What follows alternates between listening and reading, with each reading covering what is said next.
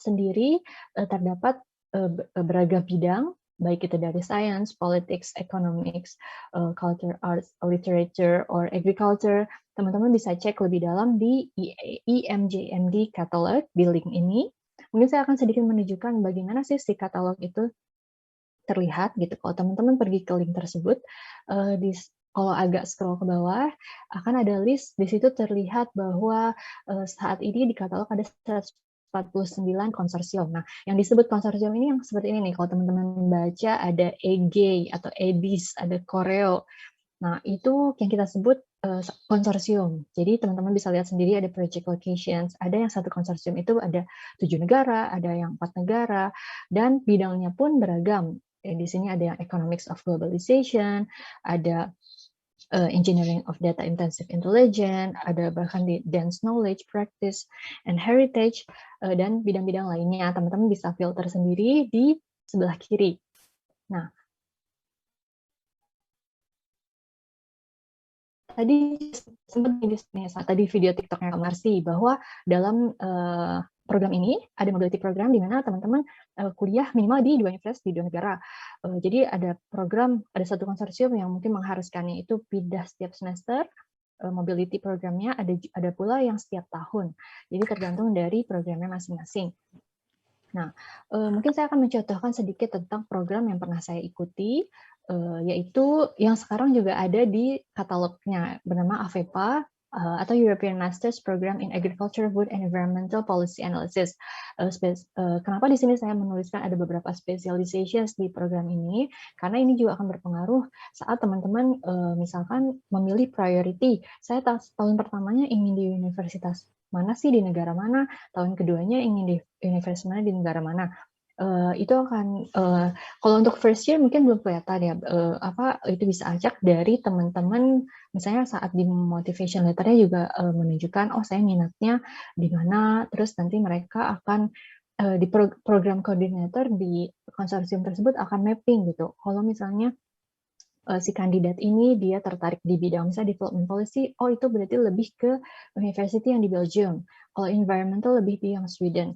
Nah, sama pula halnya nanti di pertengahan antara tahun ke-1 ke tahun kedua, teman-teman akan diminta propose, kalau di program ini, maksudnya di program AVEPA, propose tahun kedua ini nanti kira-kira tesisnya mau ke bidang apa sih, itu juga akan menentukan mapping kemana teman-teman akan di-assign untuk universitas di tahun keduanya.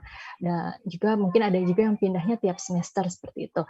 Nah, di sini hanya mencontohkan saja bahwa dari satu konsorsium itu terdapat beberapa partner universities. Kalau teman-teman lihat, kalau saat saya join itu, partner university itu hanya berasal dari negara-negara Uni Eropa, tapi di sini ternyata saat ini bahkan partner universities-nya itu tidak hanya dari negara-negara Uni Eropa, tapi juga ada di luar EU, yaitu seperti di AVEPA ini ada Chile dan juga Kenya. Nah, untuk kegiatan tahunannya, setiap program pun bisa berbeda. Ada yang mungkin di summer itu ada yang mengadakan internship program dari konsorsiumnya.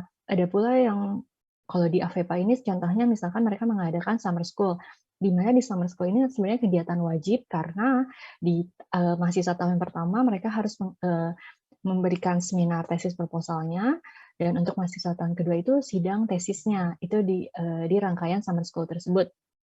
Dan juga dilengkapi dengan summer course, field trips, dan juga social event lainnya. Nah, siapa nih yang eligible untuk menerima beasiswa Erasmus Plus ini? Untuk non-EU citizen, tentunya tidak terdaftar sebagai warga negara di negara Uni Eropa manapun, dan juga dalam 5 tahun terakhir tidak melakukan aktivitas utama seperti bekerja atau studi selama lebih dari 12 bulan di negara Uni Eropa manapun. Nah, untuk basic requirements-nya, teman-teman tentunya perlu siapin CV. Nah, CV ini baiknya lebih preferable dalam versi Europass. Teman-teman bisa googling Europass template CV. Itu biasanya di website-nya itu tersedia beberapa template, bahkan tidak hanya versi English, tapi juga beberapa bahasa lokal dari negara-negara Uni Eropa. Nah, juga untuk English proficiency test-nya, buktinya harus disiapkan juga. Biasanya ada program yang mereka offer mau IELTS, mau pakai TOEFL, it's optional. Tapi ada juga yang mungkin harus IELTS atau harus TOEFL. Dan juga untuk skornya, teman-teman harus cek karena setiap program bisa berbeda untuk minimum skornya. Ini yang saya tunjukkan di sini, it's like in general, but it could be higher. The requirements could be higher. Dan juga untuk ijazah, kalau misalnya ternyata ijazah S1-nya teman-teman ini belum berbahasa Inggris atau belum bilingual, juga teman-teman bisa menggunakan jasa penerjemah tersumpah untuk menerjemahkan ijazahnya ke dalam bahasa Inggris. Ada juga yang keempat, ada recommendation letter. Teman-teman bisa siapkan either the recommendation letter, either it's from your academic supervisor, atau bagi teman-teman yang sudah bekerja, mungkin juga bisa dari supervisor di tempat kerjanya. Dan yang kelima ada motivation letter dan atau statement of purpose. Jadi ada beberapa program yang memang hanya mempersyaratkannya, oke, motivation letter aja oke, tapi ada juga seperti program yang pernah saya ikuti, mereka juga mensyaratkan statement of purpose sebagai salah satu persyaratan. Apa sih bedanya? Kalau misalkan untuk motivation letter itu, jadi teman-teman menjelaskan like how would you fit to the program, like why the program coordinators should take you to be given an opportunity to take the program, to be given the opportunity to join this program. But kalau untuk yang statement of purpose itu lebih ke how would you foresee your career or your strength and weakness after doing this program, and how would your career look like after this program. Itu untuk statement of purpose. Nah, dan juga mungkin ada additional dokumen lainnya yang disyaratkan oleh program-program yang berbeda. Jadi baiknya misalkan teman-teman dalam IMJMD ini kan maksimal itu bisa daftar sampai ke 3 program. Nah, pastikan melihat secara detail satu-satu dari setiap program karena bisa jadi sangat berbeda, bisa jadi sama, tapi kebanyakan setiap program mempunyai persyaratan yang berbeda. Nah, untuk timeline-nya sendiri, saat ini nih, masa-masa sekarang ini, dari Oktober hingga Desember sampai Januari, biasanya pendaftaran dibuka. Lalu setelah itu, dari Desember sampai Februari itu, dari program koordinator akan mulai melakukan shortlist, di mana mereka melakukan shortlist the main list untuk nama-nama awardees yang akan diterima sebagai penerima beasiswa Erasmus Plus, dan di bulan April ke Mei itu mereka akan mengajukan ini ke European Commission in Brussels, Belgium, dan saat sudah mendapatkan approval, baru di bulan Mei itu mereka akan announce ke si awardee tersebut, okay, you are granted this Erasmus Plus scholarship. Dan di bulan Agustus, September, atau Oktober biasanya the awardee akan bisa mulai studi. Ini tergantung dari negara dan universitasnya masing-masing untuk start winter semesternya. Nah, untuk scholarship grant-nya sendiri berapa sih gitu?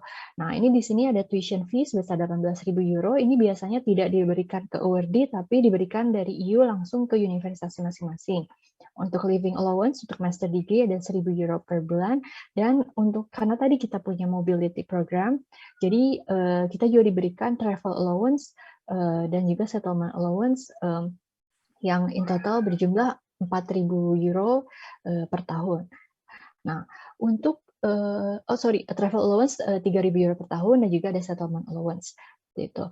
Untuk doctoral degree hampir sama, mungkin ya berbeda sedikitnya itu di living allowance, yaitu sebesar 1.600 euro per bulan. Nah, untuk visiting scholar berkisar di 14.800 euro per orang per 3 bulan. Apa sih benefit-nya dari secara overall untuk dari beasiswa Erasmus Plus ini sendiri? Tentunya teman-teman akan bisa mengimprove interpersonal skills, karena you will meet a lot of people from different background, different countries. Of course, enhance your broader academic experience because you study in several universities and also different countries as well. Of course, the academic experience will be different. Dan juga learning new language, karena walaupun ini adalah program internasional dan most of the classes are held in English, but like to survive your daily life, of course you will learn your local language. Even you can also take optional class in local language. Dan benefit lainnya tentunya You can graduate with double degree or joint degree because you study in different universities, and also there is no commitment after graduation from the European Union.